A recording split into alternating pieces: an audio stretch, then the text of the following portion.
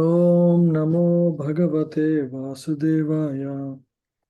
Om Namo Bhagavate Vasudevaya. Om Namo Bhagavate Vasudevaya. Om Namo Bhagavate Vasudevaya. Om Namo Bhagavate Vasudevaya. Om Namo Bhagavate Vasudevaya. Narayanam Namaskritya Narayanam Namaskritya Namaskritya. Naram Chaiva Narottamam Naram Chaiva Narottamam. Narottamam Devim Saraswatim Vyasam Devim Devim Saraswatim Saraswati Vyasam. Tato Jayamudirayeet Tato Jayamudidayet. Shinvatam Swakatah Krishna Shanvatam Srimad Krishna Swakata Krishna. Shravana Kirtana Punya Punya Sravana Kirtana. Hridyantasto hi abhadrani Hridayantastohe Vidyantasto Bhadrani Bhadrani.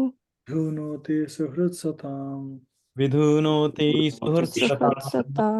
ashtaprayeshva bhadreshu Nashtaprayesva Nastapayeshu Bhadreshu Abhradeshu. nityam bhagavata sevaya Nityam Nityam Bhagavata Bhagavata Sevaya Sevaya. bhagavati uttama shloke Bhagavati Bhagavate Uttama Uttama Sloke.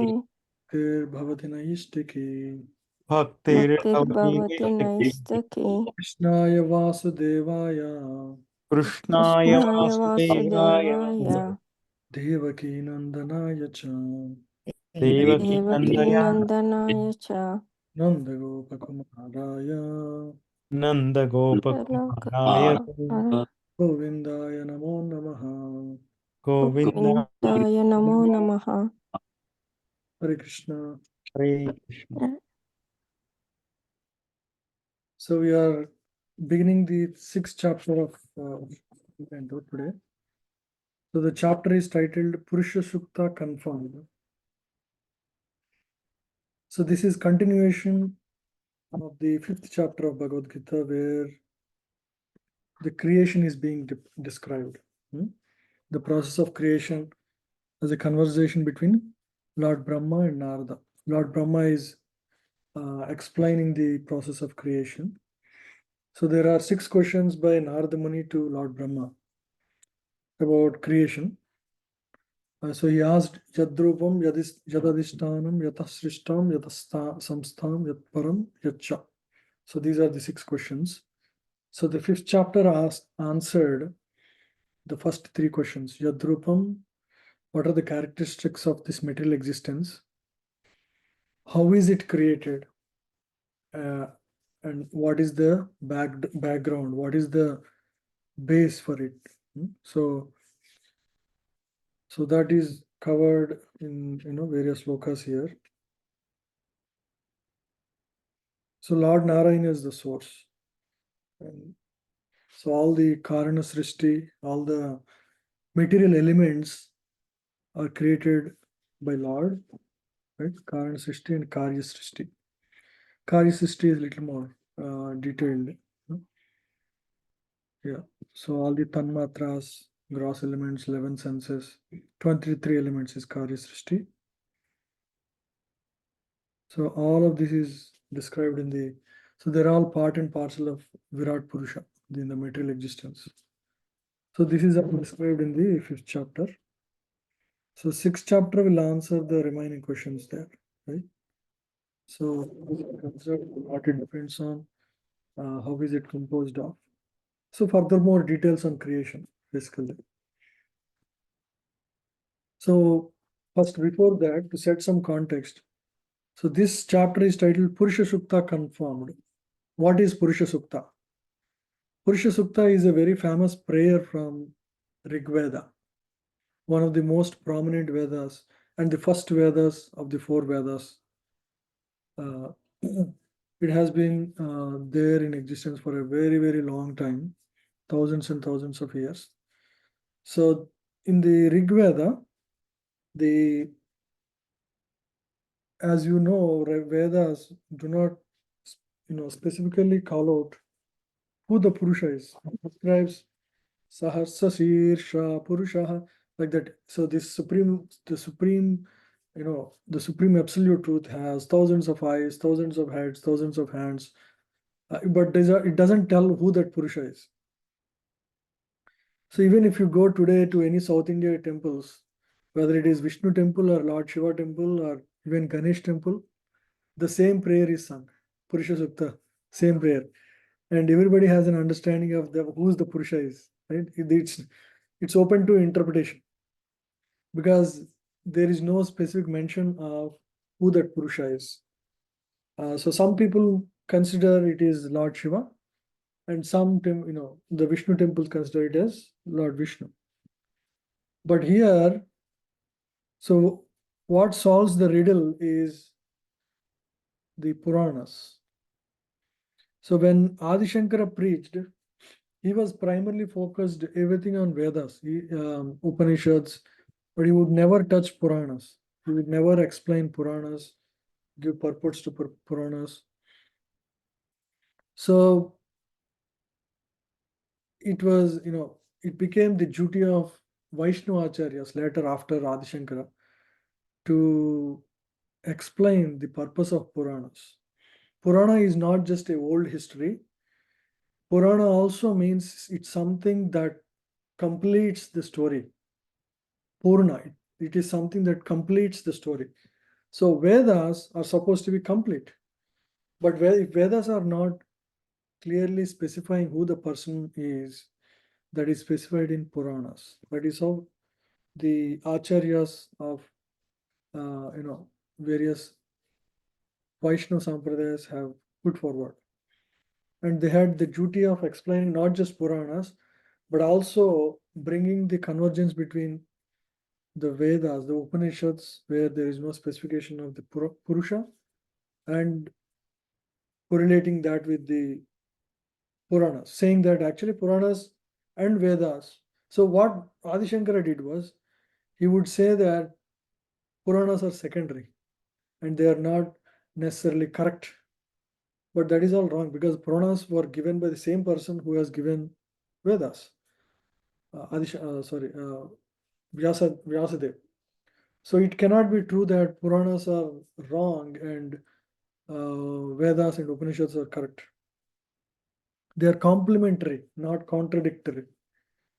So that is how Vaishnava Acharyas have put forward the theory to let people also explore the path of Vaishnava Siddhanta, right? So very clearly, Bhagavatam, for example, establishes who that Purusha is in the first canto, first chapter, the first verse itself. And then even in these verses, where the Purusha, which is the the three Purusha avatars, which is Karanodakshaya Vishnu, Garbhodakshaya Vishnu, and Kshirodakshaya Vishnu. So it is explained how exactly the Purusha Sukta prayers are confirmed in this particular chapter as being that the same Vishnu form. It's not any other form that is being confirmed here. In fact, one of the verses in this set of prayers clearly says, Lord Shiva, and Brahma himself says, myself and Lord Shiva, we're all part and parcel of the Supreme Lord, like that. So in this way, Purusha Sukta is confirmed in this. No other Acharya has titled it like that. Prabhupada titled it because it really confirms, Lord Vishnu is is that Purusha, not Lord any other Lord, so-called Lord. So that is the context for why Lord Prabhupada titled this chapter as Purusha Sukta confirmed, because some of the verses confirm that. Yeah. So in this chapter, so Lord is also the material cause for all that exists in the material existence. So that is explained in the first 16 verses.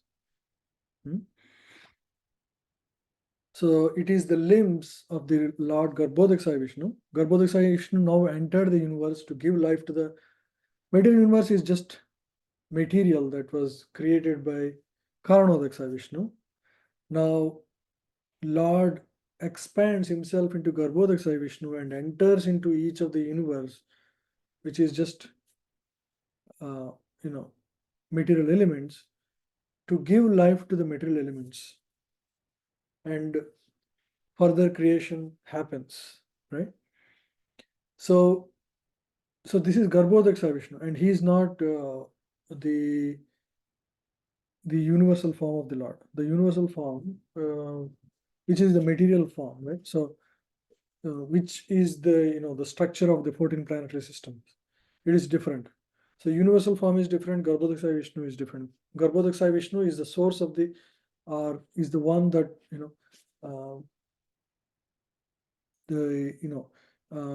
can say Garbhodaksa Vishnu is like the soul of the universe, or is the Lord of the universe, and his material body is the universal form, right? So just like we have a soul and the physical body is our material form, similarly the universal form of the Lord is the gross form of the Garbhodaksa Vishnu. So now in this, further creation is explained how Lord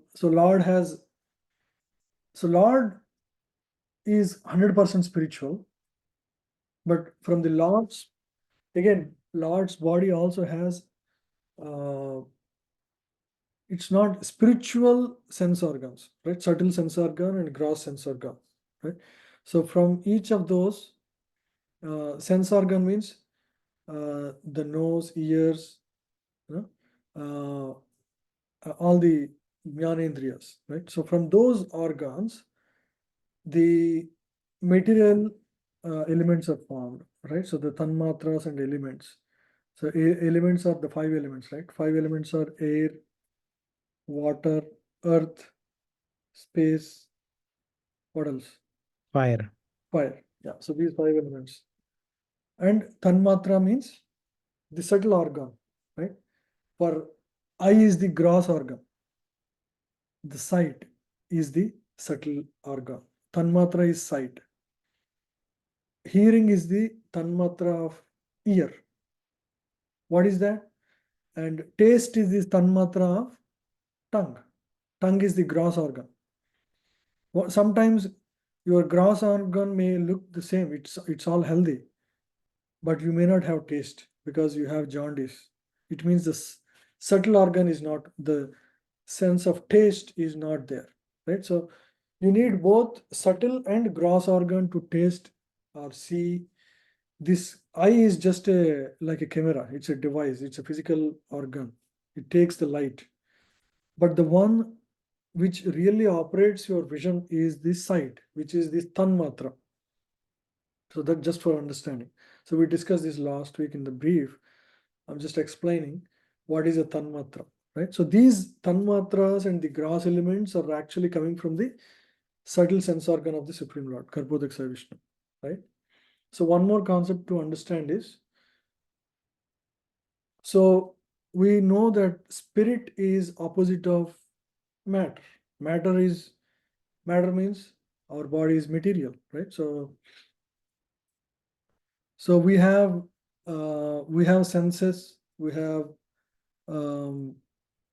we have karmendriyas, jnanendriyas, and we can see, we can do all these activities based on what we have in terms of senses and sense organs, right?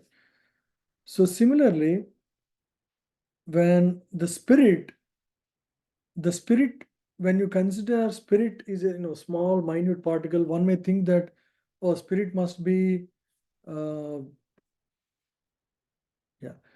so spirit must be homogeneous, something that doesn't have any other characteristics, the subtle, like mind, intelligence, and ego. We may think like that, but actually it is not. Just like gross body has all these, the spiritual counterpart also has all of that, because because anything that exists in material world is a is what is it called? There is a term for it. Vibhudis of the Supreme Lord. What exists in the material world is called Vibhuti. Vibhuti means material counterpart for spiritual thing.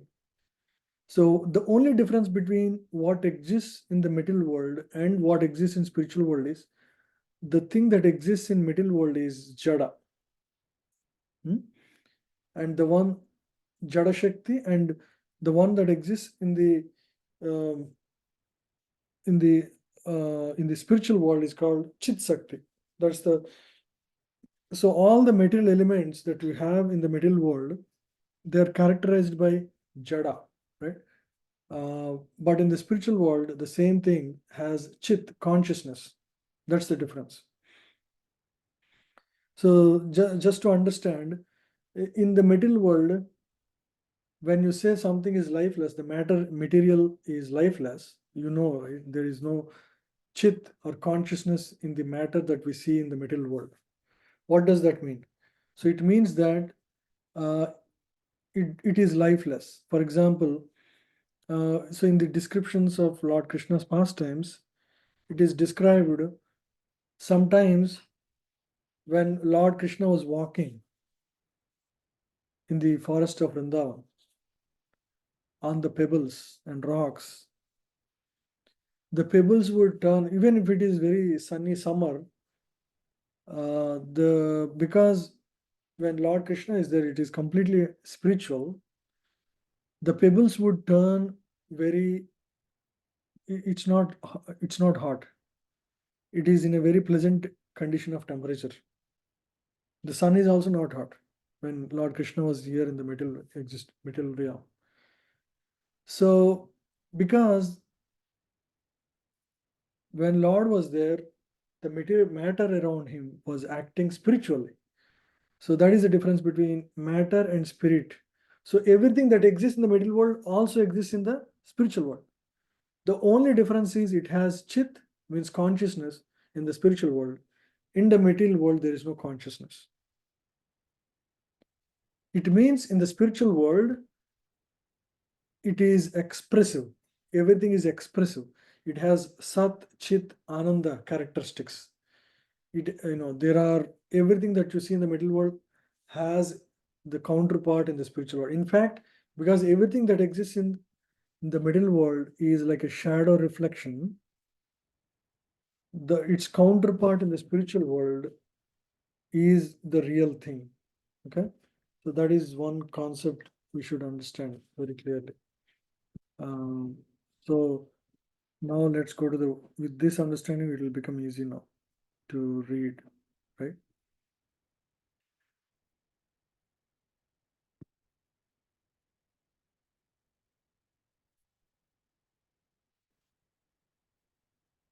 Brahmavacha ब्रह्मवाच Vacham Vahnirmukham Kshetram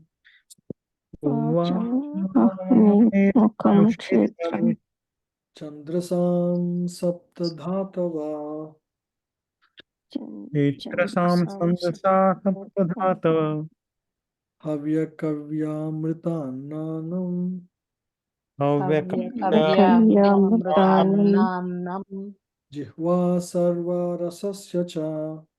जिह्वा Jitva सर्वरसस्य च। Sarvarasasya cha. Please read the translation. Lord Brahma said, the mouth of the Virat Purush, the universal form of the Lord, is the generating center of the voice and the controlling deity of fire. His skin and other 6 other layers are the generating centers of the Vedic hymns, and his tongue is the productive center of different foodstuff and delicacies for offering to the demigods, the forefathers, and the general mass of the people. So the universal form of Lord is the one who generates everything. Basically, the voice, fire, six and his skin and 6 other layers are generating centers of Vedic hymns. Right? So these are all various things that are all coming from Lord, Virat Purusha, the universal form, which is the subtle, or sorry, which is the gross body of the Garbhodaksa Vishnu, right? So, so whatever senses we have taken something from the Virat Purusha. That is how you should understand. The Tanmatra, like we read in the other, description I showed you, the Tanmatras, material elements, and even the demigods for the material elements, all of them have come from Virat Purusha. Yeah. Please The read. opulences of the universal form of the Lord are described herein. It is said that his mouth is generating center of all kinds of voices, and its controlling deity is the fire demigod. And his skin and other 6 layers of bodily construction are representative of generating centers of the 7 kinds of Vedic hymns, like the Gayatri. Gayatri is the beginning of all Vedic mantras, and it is explained in the first volume of Srimad Bhagavatam. So is like the reservoir, right? This the Virat Purusha, the universal form of the Lord, which is the gross body of Garbhodaksa Vishnu, is like the generating center for everything. We'll see in the next 15 verses the same thing continues. It says, from this, fire, and so in each verse one metal element is specified. Here it is mentioned as fire and voice, right? And voice is the tanmatra and fire is the metal element, right? So two things. This is coming from the subtle body of the Garbhodaksa Vishnu, and then skin and 6 other layers are from the his tongue is the productive center of, so is the gross sense. So if you see in this, right, subtle body, tanmatra, element. So in the next several verses, different elements come from different subtle sense organs of the Supreme Lord.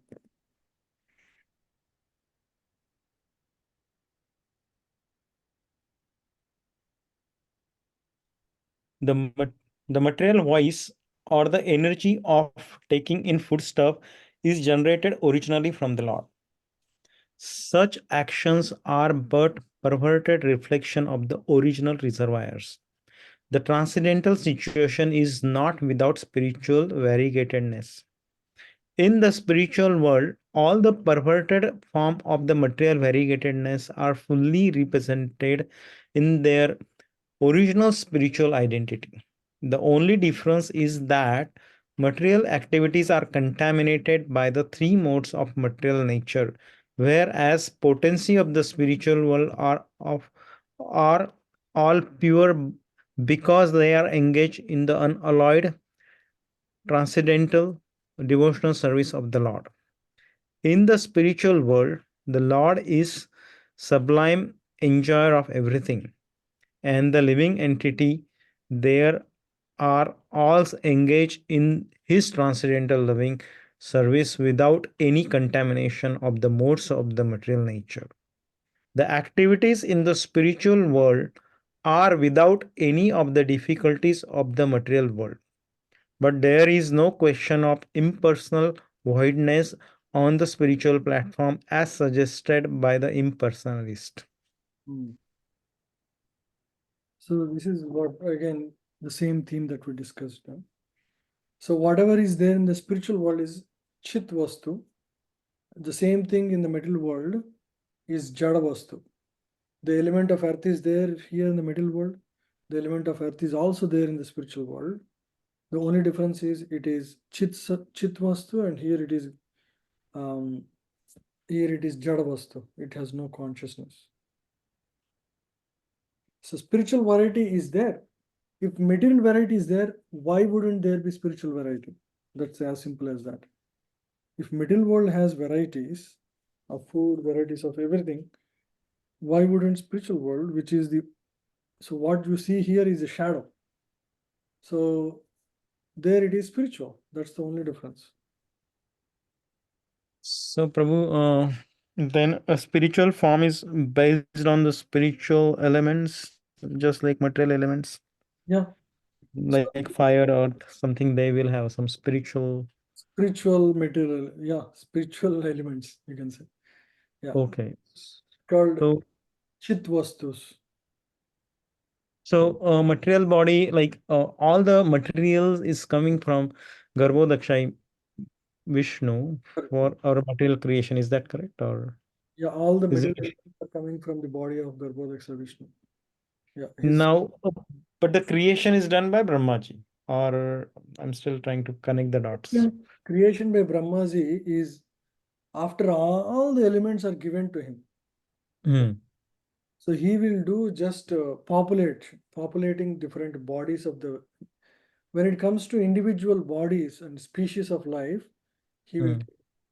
But the original, so you are created. For you, you need to have the tanmatras and sense Mhm. organs, karmendriyas, jnanendriyas, right? So Mhm, these mhm. are the various components of the circuit board. Right. Right? So all these components are actually directly given by Supreme Lord himself. He's the generator. That is what this verse is. He's the generating force for material element and Sanmatra. Mm. So that is what we Mhm. get. Yes, yes. So Brahmaji is just doing packaging, He's just putting the assembly. assembly. He's the assembly line engineering team. So Prabhu, like some body will have more fire, some body will have more water, something. Is that how it is, or Yeah, like that proportion is decided based on consciousness based or on the the body type? type of body, right? Yeah, based on Okay. the type of body. A tiger will have different composition, Mm. and human being will have different composition. More or less the same between the different ones, based on one's karma and everything. Also, Got it. Got it. Thank you. thank you. Sarvashunam Sarvashunam cha vayuscha Sarvasunam cha vayoscha Yeah. ase paramayane tanase paramayane Shvinor osadhinan dhinam cha Ashvinoroshadhinam cha Gharano moda pramadoyo. Ghano moda pramodayo. Yeah, please read. His, his two nostrils are the generating centers of our breathing and of all our airs. His smelling power generates the Ashwini Kumaras, demigods, and all kinds of medicinal herbs. And his breathing energizes, produce different kinds of fragrance. So his nostrils. So who is the his person here? Who is the his referred to? Anybody? So Vishnu, right?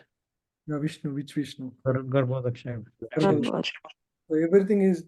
So understand here is so he entered this universal form, sorry, the universal shell, and it is all generating from him, right? So his nostrils are the generation. So because he has nostrils, we are able to breathe because we have the ability to sense that, right?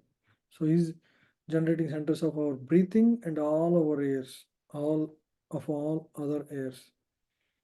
The smelling powers generate the Ashwini Kumaras, demigods. Yeah, and the kinds of medicinal herbs. Rupanam tejasam chakshur Rupam Rupam tejasam chakshur vasuryasya chakshini divya surasya chakshini Chakshini. disham cha tirthanam Karnau karnodham disham cha dhanam tirthanam. Ram akasha sabdayo. kshetraka Kshetraam akasha prayoho. sadhayo.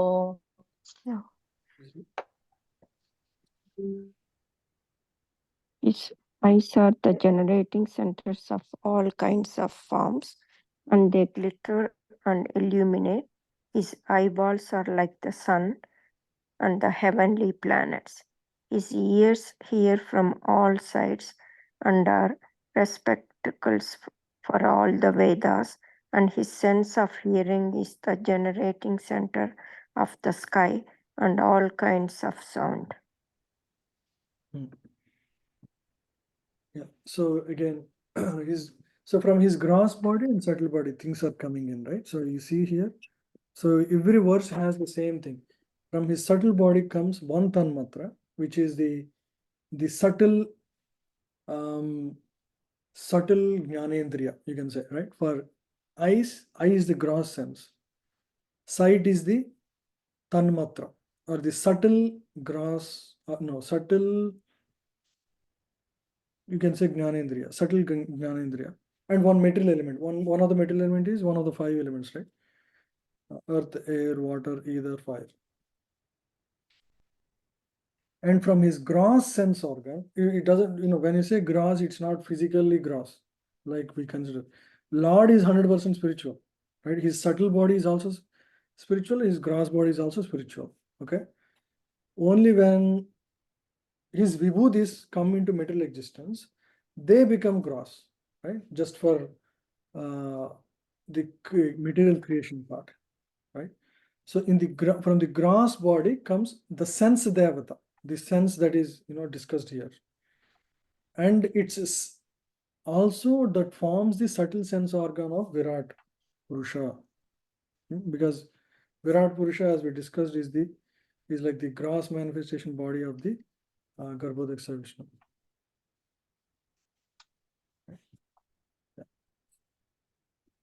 And also Jiva, you see, Virat Purusha and Jiva. So we get all our senses, right? The material elements of our body, all being generated from the Lord's body, the Garbhodaksa Vishnu, in a sense.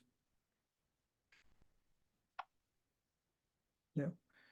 Tadgatram vastu sharanam Tadgatram vastu saranam Saranam Saubhagasya cha bhajanam Saubhagasya Bhagasya cha bhajanam bhajanam Vagasya sparsha vayoscha Vagasya Vagasya Bhagasya sparsha sparsha vayoscha sarvamedhasya chaivahe.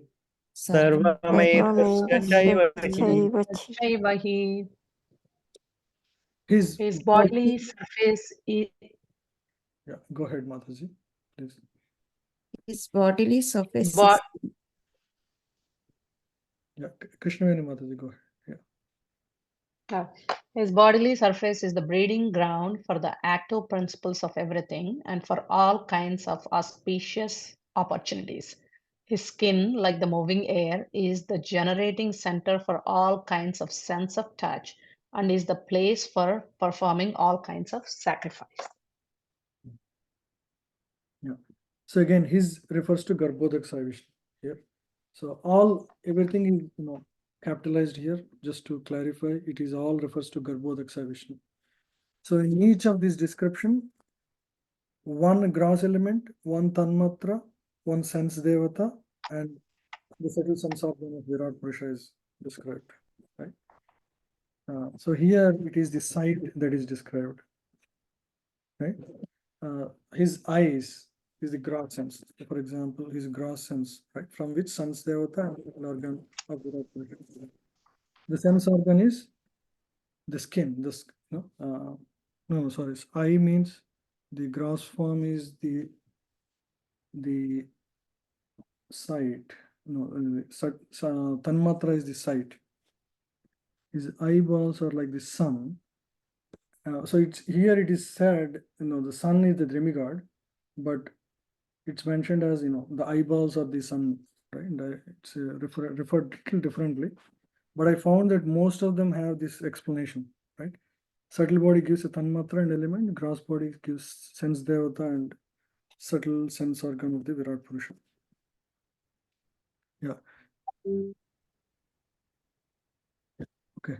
Let's move on. So there are more than what is part of this definition. There are more than directly those four things that are described here. It's even his ears hear from all sides and receptacles for all the Vedas, and his sense of hearing is the generating center of sky and all sound kinds of sound. Yeah, basically everything comes from the Supreme Lord. All the tanmatras, elements, the demigods, right, and the subtle body of the Virat Purusha. Tadgatram vastu. True, we did that. Did that verse. Okay, sorry. Yeah. So we already did, right? So yeah. Yeah. This one. So let's read this purport. The air is the moving agent of all the planets, and as such, the generating centers for promotion to the deserving planets. The sacrifices are his bodily surface and are naturally the origin of all auspicious opportunities. Okay. So Romani Udbhijja Jati now. Roman Romani Bija Upatija Jata Jatna Yairva Yajnastu Sambrata. Purvaya Vignastu Yajnastu Sutha Samvrata Sambhara Keshasmasru Nakanisya. Kesa Sambrasu Kesasmasya Nakanyasya Shila Loha Bhravidyutam. Loha Vidyutam. Vidyutam. Yeah, please read. The hairs on his body are the cause of all vegetation, particularly of those trees which are required as ingredients for sacrifice. The hairs on his head and face are reservoirs for the clouds, and his nails are the breeding ground of electricity, stones, and iron ores. Yeah. Yeah, so this is just description of the Supreme Lord's how he is the source of various material elements in this in the material existence. So everything exists in the material world because there is a counterpart for it in the spiritual world, or in the body of Garbhodaksa Vishnu in the spiritual form, right? So only thing you should focus is, okay, here there is a gross substance called hair. There is also a counterpart for it in the spiritual, the chit vastu, right? This is jada vastu. There is a chit vastu for it. That's what you should focus on to get an understanding. So here something exists because it's a shadow potency. Shadow is there only because there is a gross correspond or the spiritual corresponding element, right? Yeah. So everything that exists here must have a counterpart. Yeah. Bahavo lokapalana Bahavo Lokapalanam Lokapalanam prayasa kshema karmanam. Prayashah Kshema Karmanam. Karmana. Yeah, please read.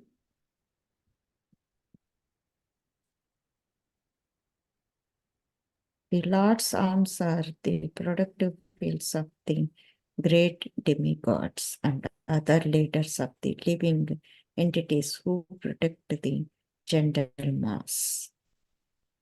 So Lord's arms are the productive fields for the great demigods and other leaders of the living entities who protect the general mass.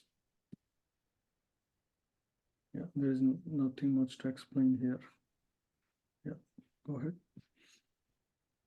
The Supreme Lord Sri Krishna is the father of all living entities who are placed in different high and low positions according to their desires or aspirations. Some of them, as particularly mentioned above, are specifically endowed with powers by the will of the Lord.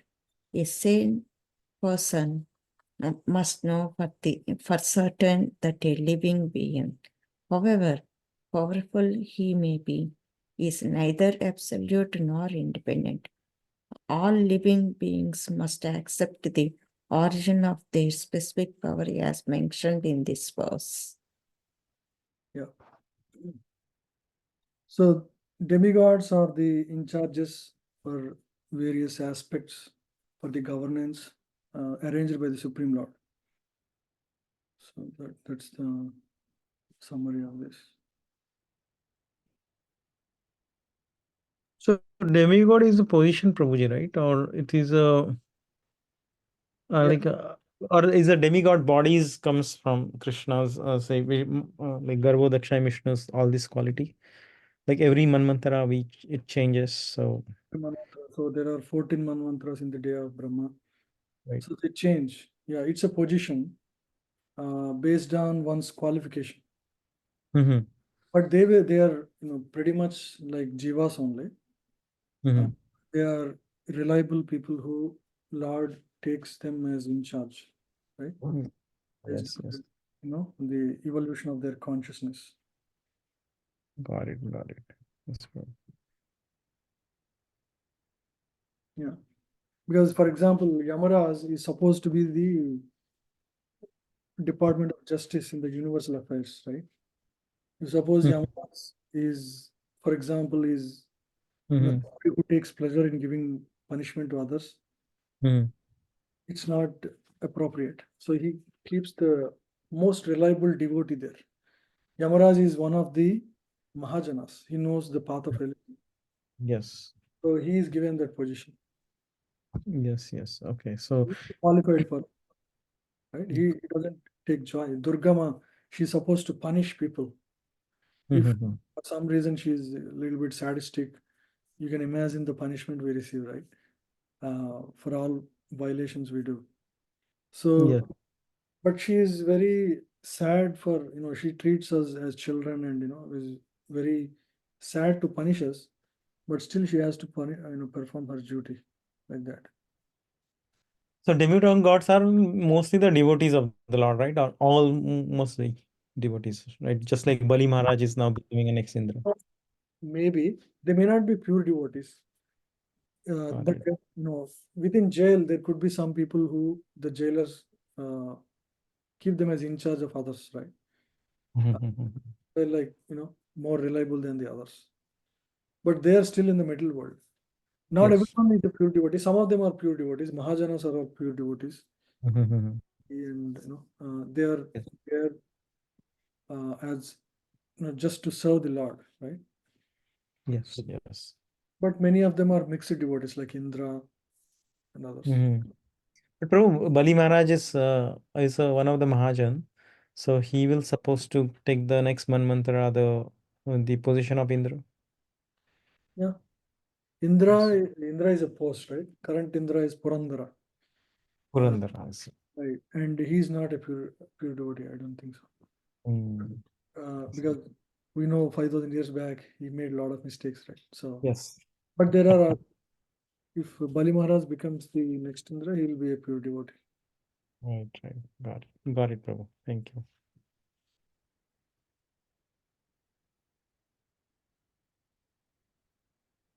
Vikramo bhur bhuvaswascha Vikramo Namo Bhur bhuvasvascha yamasya sharanasya cha Kshemasya Kshemasya saranasya cha saranasya cha kama varasyapi Sarvakam sarvakama varasyapi Papi is charana aspadam.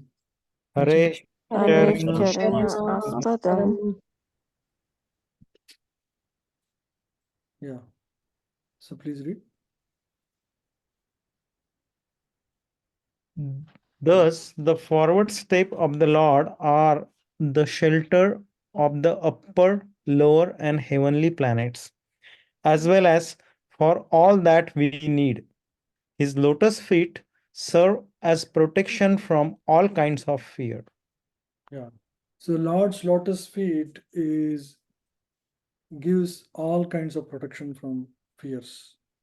That's why devotees are, always looking at the lotus feet of the Lord more than his face, because they take shelter of the Lord's lotus feet.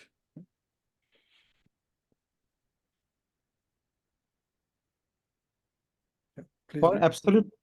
for absolute protection from all sorts of fear, as well as for all of our needs of life, we must take a shelter of the lotus feet of the Lord, not only in this planet, but also in all upper planets, lower planets, and heavenly planets. This absolute dependence on the lotus feet of the Lord is called pure devotional service, and it is directly hinted at within this passage. No one should have any kind of doubt in this matter, nor should one be inclined to seek the help of any other demigods, because all of them are dependent on him only. Everyone except the Lord himself is dependent on the mercy of the Lord. Even the all pervading super soul is also dependent on the supreme aspects of the Bhagwan, the personality of Godhead. So including even the super soul. Super soul is expansion. Kshirodaksa is an expansion of Garbhodaksa Vishnu. Mhm. So, but everything comes from Bhagavan, right? Mm. Uh, yeah. So that is why directly take shelter of. You don't need to, take shelter of anybody in between, all the demigods or including super soul. So, Prabhu, yeah, the last statement is still, I need a more understanding because we say Paramatma is in everybody's heart. Now, we say many people treat as a Bhagwan. We can say, look inside, take a darshan of the Lord. And now we are saying here, Prabhupada is saying that even the Paramatma is depending on Yeah, the because Bhagwan. is an expansion of Hmm. Supreme Lord. It's the same. I mean, it's not Hmm. different, but we are not capable to really connect with Paramatma so much, right? Hmm. Hmm. But it is Bhagavan, if you Hmm. render service, you can please him. So it's much more. Archa is the most convenient form of incarnation. Actually, it's also called Hmm. Archa incarnation. Uh, so worshipping Archamurti is the best. Hmm. Yeah. Yes. Thank you. So Prabhupada, goes to the extent like this. What's a Don't even try for anything else. Super soul. Directly go to take shelter of Bhagavan. yes, When Prabhu. we, we- when we see the form of the Lord, we should start with the lotus feet and then slowly get to the higher level. Knees and then waist and then heart and then face. Right? So that is the sequence in which we should see the form of the Lord in the temple. Yeah, because Yes. some people just only see lotus feet. They do not feel they're qualified to see go any higher.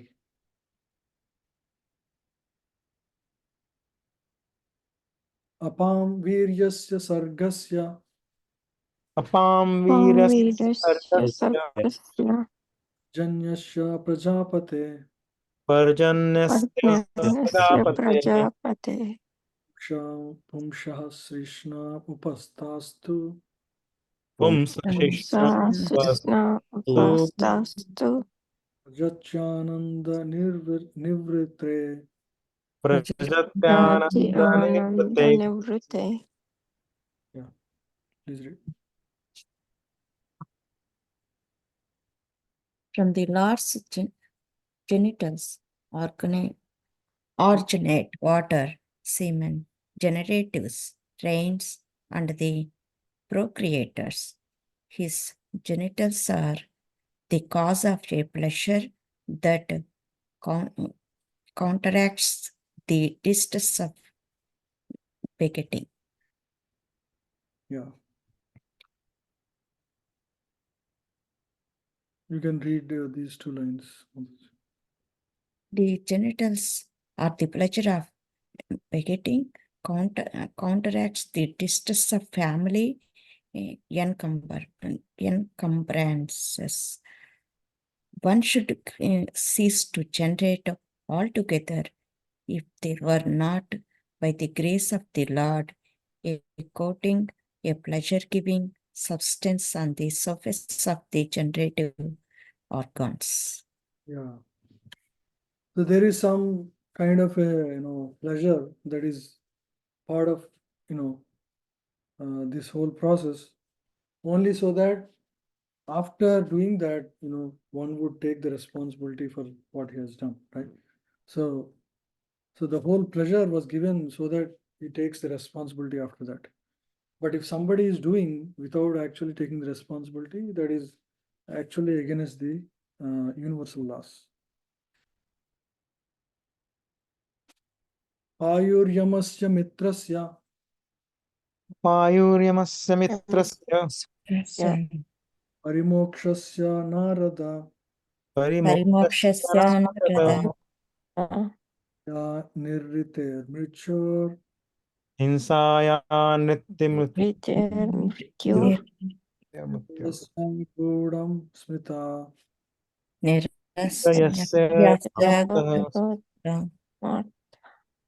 Yeah, please read. Oh, O Narada. Narada, Please go ahead, Mataji. O Narada, the evacuating outlet of the universal form of the Lord is the abode of the controlling deity of death, Mitra, and the evacuating hole and the rectum of the Lord is the place of envy, misfortune, death, hell, etc. Yeah. Parabhuter adharmasya parabhute adharmasya masaschapi paschima Masaschapi paschim adyo nadanadinam cha nadyo nadinam nadinam cha asti samhati. Putranam asti samhati. sama. Please read.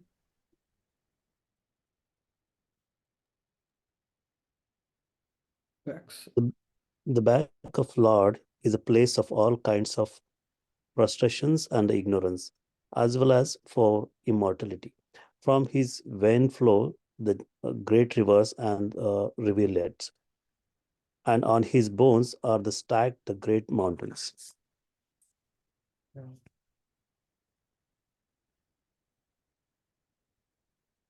Please read. In order to defy the impersonal conceptions of the Supreme Personality of Godhead, a systematic analysis of the psychological and anatomical constitutions of his transcendental body is given here.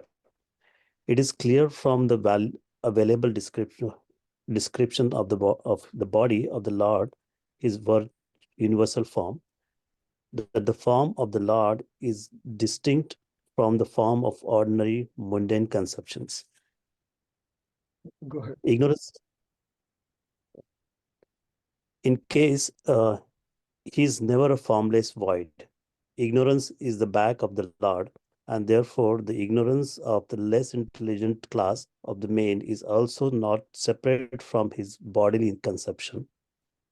Since his body is a complete whole of everything that be, one cannot assert that he is impersonal only.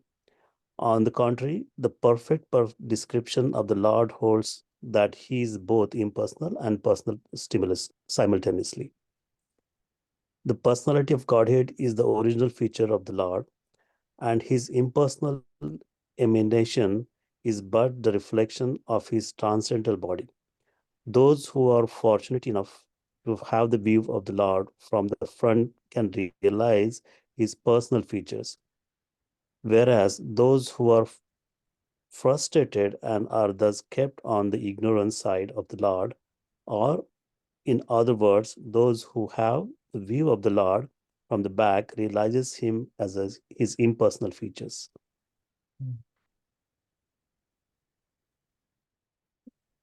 Front and back, bro. I'm a little bit confused on this. Maybe why back is understanding as impersonal instead of. Because they don't accept the form of the Lord from the front.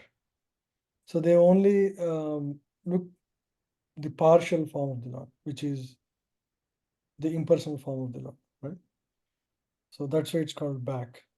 So here, there is so much description about various bodily parts of the Lord, the spiritual bodily parts of the Lord, which are for which there is a material counterpart in the material existence, right?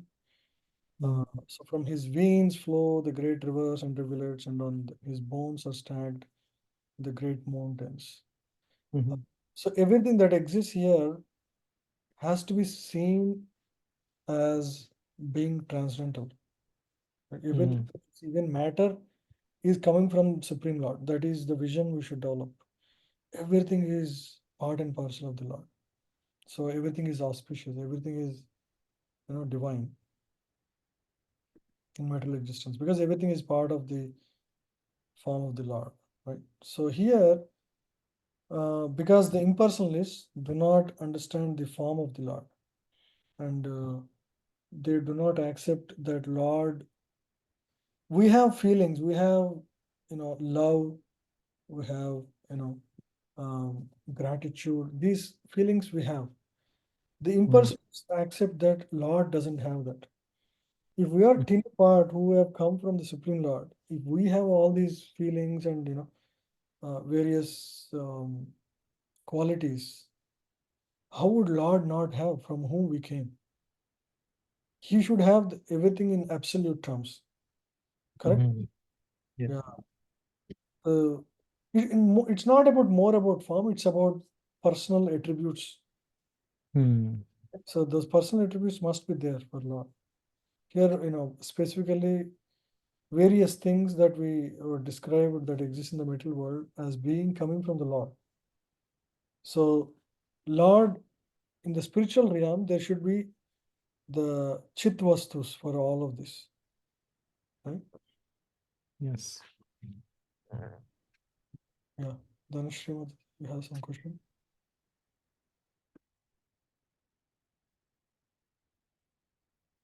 I think she asked the question in the chat. Okay, cannot unmute.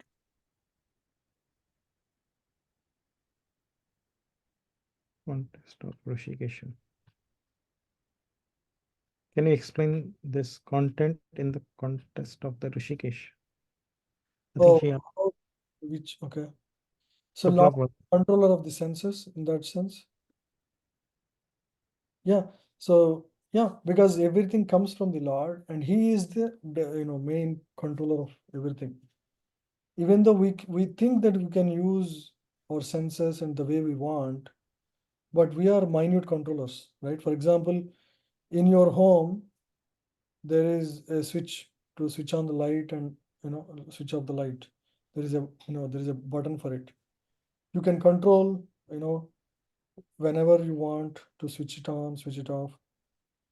But if the power supply itself is not there, you cannot switch it on from your home, right? So Lord is like that. So He's the generative owner of all the sense organs, the subtle tanmatra and the gross elements.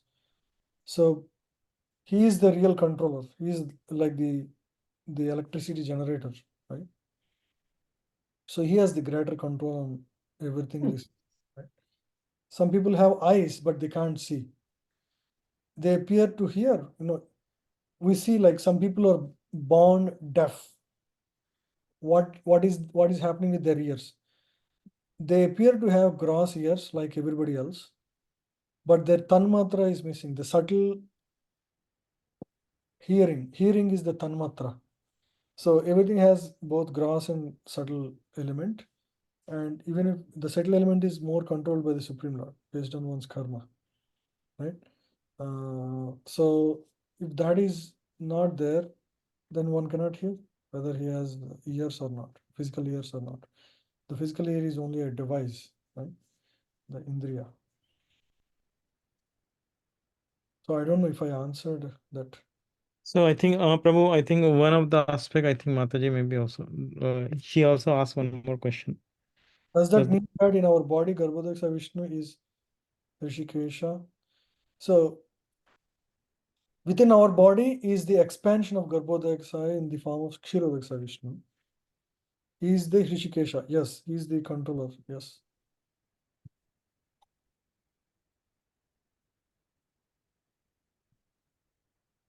Yeah, he is the controller. Yeah, thank you.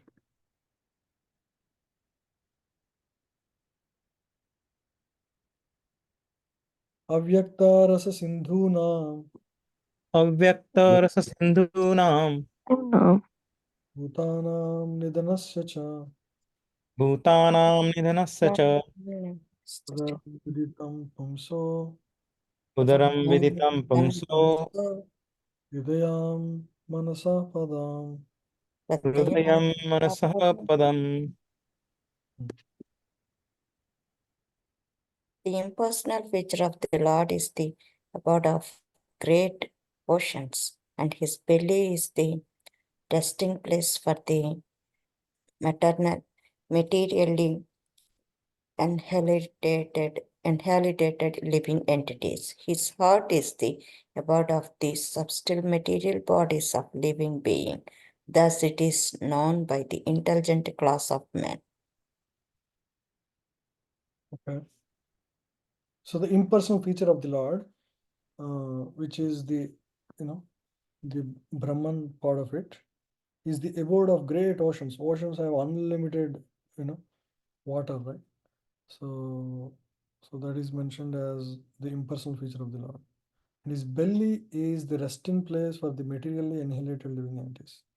So all the materially annihilated living entities go to the belly, right? Just like in the Kurukshetra, sorry, during the war, the universal form is shown to Arjuna.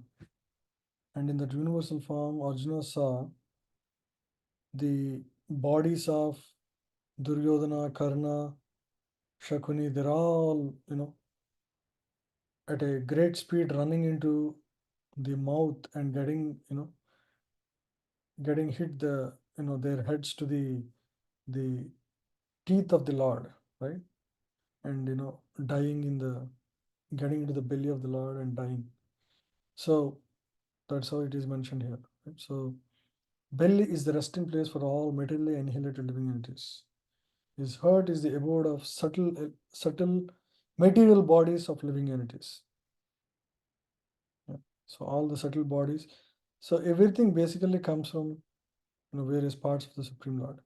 So now, yeah. So one more. Yeah. Dharmasya mama tubhyam cha Namaste, Namaste. amaranam bhavasya cha Maranam Namaste. jnanasya cha satvasya Vijnanasya cha satvasya Satya. atma parayanam. parasyatma parayanam. Yanam.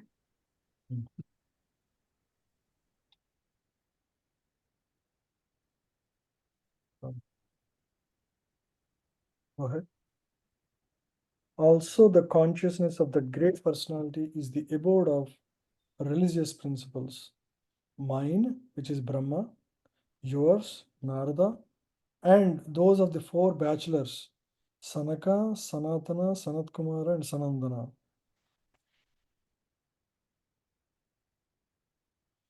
That consciousness is also the abode of truth and transcendental knowledge. Yeah.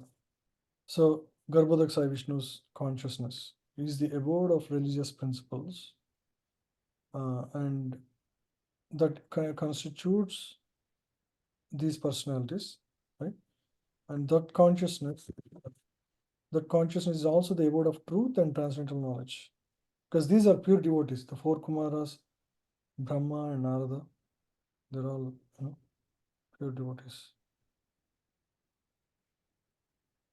So we'll not read this. Now Brahma is summarizing, reminding, because if you keep on describing everything, how everything comes from Garbhodaksa Vishnu's body, there is unlimited list of things and it can go for another book. So now he just summarizes everything like this. I'll read. Beginning from me, Brahma, down to you and Bhava, Shiva.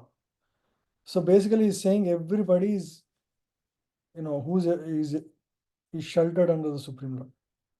All the great sages who were born before you, the demigods, the demons, the nagas, the human beings, the birds and the beasts, as well as the reptiles, etc., and all phenomenal manifestations of the universes, namely the planets, stars, asteroids, luminaries, lightning, thunder, and the inhabitants of the different planetary systems, namely the Gandharvas, Apsaras, Yakshas, Rakshasas, Bhutangas, Bhutaganas, Uragas, Pashus, Pitas, Siddhas, Vidyadharas, Charanas, and all other different varieties of living entities, including the birds, beasts, trees, and everything that be, are all covered by the universal form of the Lord at all times, namely past, present, and future. Although he is transcendental to all of them, Garbhodaksa Vishnu, eternally existing in a form not exceeding 9 inches. Right? Yeah. So he is beyond the universal existence. That's what it means. This 9 inches means. So he's transcendental to all of this, and everybody that is mentioned here, right, including Brahma, Shiva, great sages, demigods, they are all but covered by the universal form of the Lord at all times, right, as long as you're in the material world. Yeah. Because there must be touch of more different modes for for the function of Lord Shiva. There is touch of mode of ignorance. There is touch of passion for Brahma. So they're all covered by the universal form of the Lord at all times. Yeah. So everything is sheltered by the Lord. Yeah. Please read. Okay, let me read. The manifested varieties of the universe are therefore not different from the Lord. Just as golden ornaments of different shapes and forms are non-different from the original stock reserves of the gold. In other words, the Lord is the supreme person who controls everything within the creation, and still he remains the supreme separate identity, distinct from all manifested material creation. So everything comes from the Lord, but he still stays as a distinct personality outside of all of this material existence that is created. Yeah. So one more thing is the manifested varieties of universe are therefore not different from the Lord. So that's what I was telling the other time.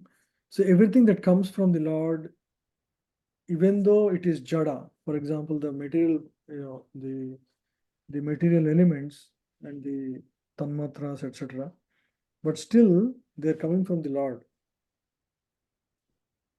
So it's still the energy of the Supreme Lord. Yeah. So just as golden ornaments of different shapes and forms are non-different from this original stock of reserve of gold. Yeah. So Lord can convert all of this material energy into spiritual energy also at will. That's what it means. Brahma, Narada, and all others are simultaneously one with the Lord and different from the Supreme Lord. Right? Achinta Veda Ved. We're all one with him, just as the gold ornaments are one in quality with the stock of gold, but the individual gold ornament is never equal in quantity with the stock of gold. So we are like the part and parcel of the Supreme Lord. The stock gold is never exhausted, even if there are innumerable ornaments emanating from the stock, because the stock is Purnam, complete. Even if Purnam is deducted from Purnam, still the Supreme Purnam remains, and remains the same Purnam. So Purnam, this is the Ishopanishad invocation verse. Purnasya Purnamadaya Purnameva Avashishyate. This fact is inconceivable to our present imperfect senses. Lord Chaitanya therefore defined his theory as philosophy of achintya bheda bhed, right? Inconceivable, simultaneous oneness and difference. Chaitanya's theory of achintya bheda bheda is the perfect philosophy of the absolute truth.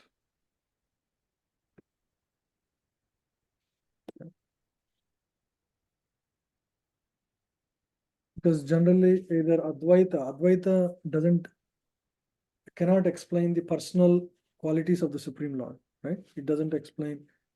And only Dvaita also, which is by Madhvacharya, is also a partial explanation.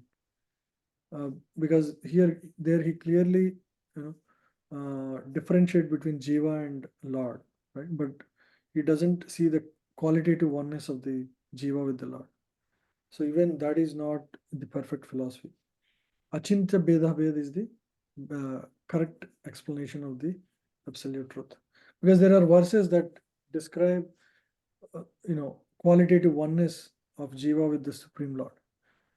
To explain them with the tattva with the tattva given by Madhvacharya is difficult.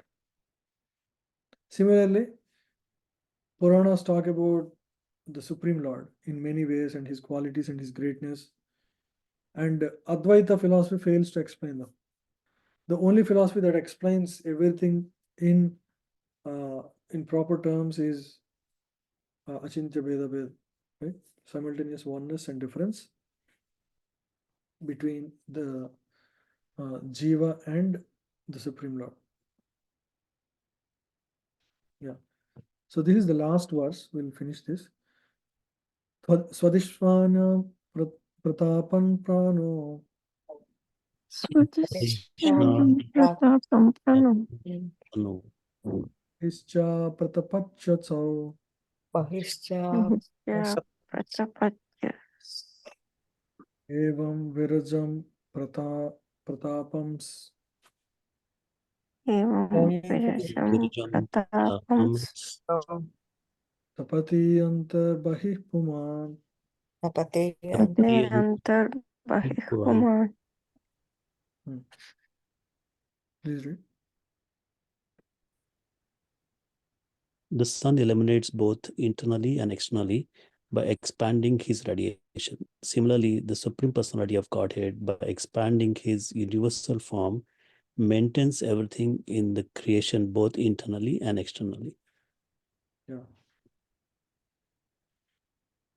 So just like sun gives radiation for the entire universe, and similarly the Supreme Lord, by expanding his universal form in the form of Virat Purusha, the universal form, maintains everything, because as we saw, everything is generated from him, right? All the senses, sense organs, etc. So in a way, he maintains everything in creation, both internally and externally. Yeah. So this section is somewhat difficult. One of the very difficult section, because it's very difficult to conceive these concepts. Lot of detail. It has a lot of details on the material side of. Yeah. So all that we see is not just a mere coincidence. All the elements. Now we understand why we all fascinated about the ability to see, ability to how exactly all these are working. Nobody really knows. But these are explained here in Bhagavatam, how exactly these things are created and where they actually are coming from. Even though that is also still a bit of like theoretical for us, because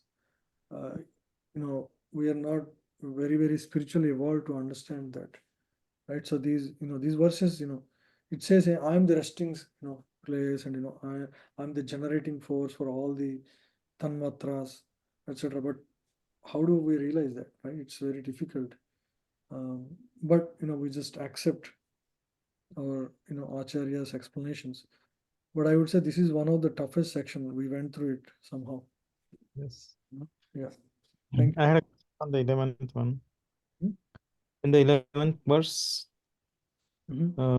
talks about the material bodies versus subtle bodies. Mhm.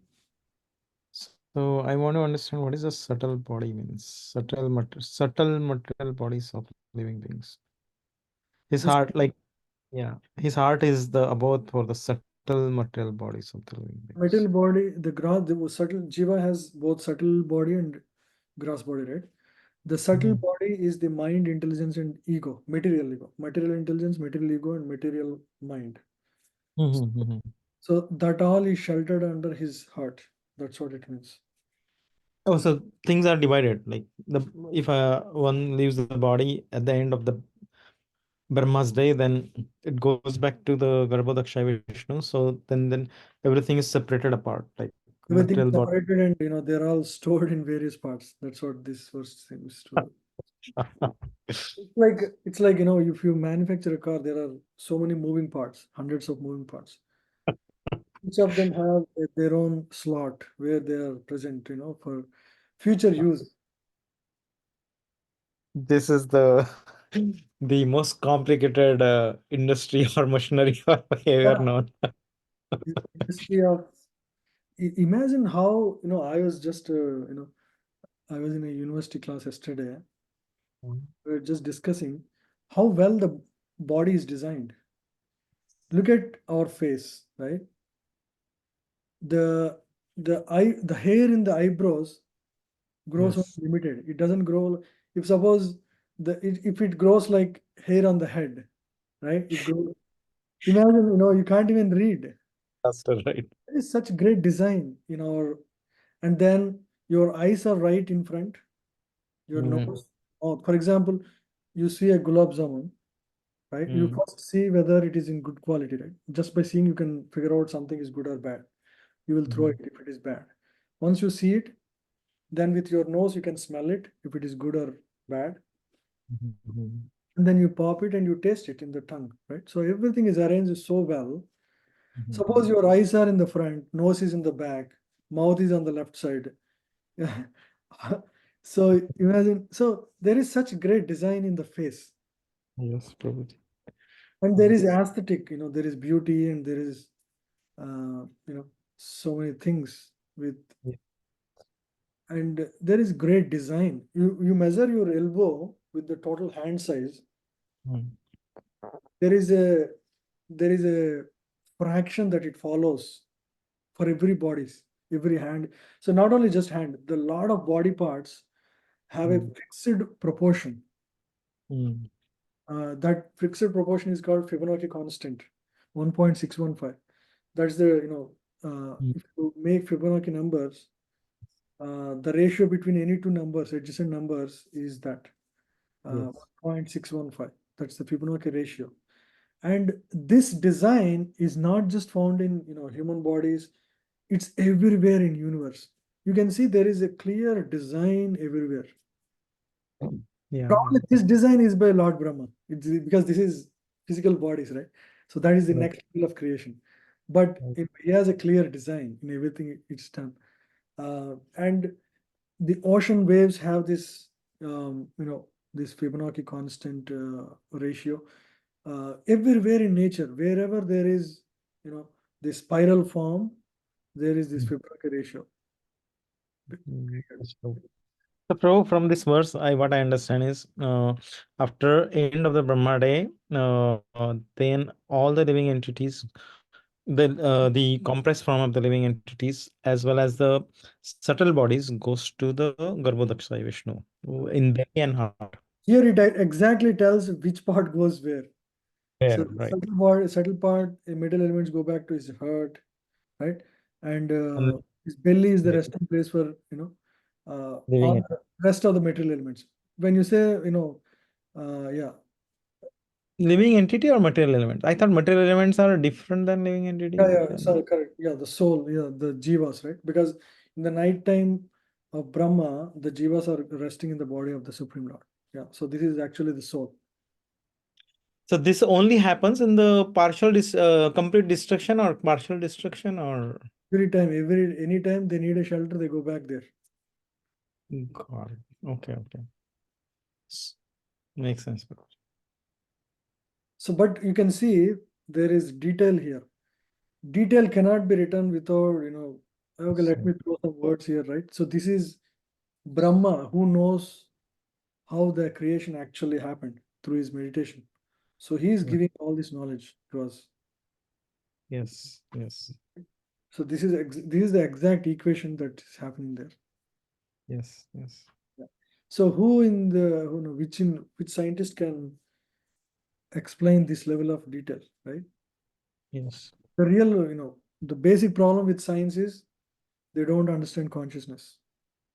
But consciousness is the one that is driving everything in this material world, right? So if you miss the main element and you try to, explore rest of it, you can only just understand physical laws. Physical laws are very gross, and they are, you can say, at the lowest level of, natural laws. But there are higher laws, which it cannot explain, really. Mm. Jiva and soul are same, yes. Yes.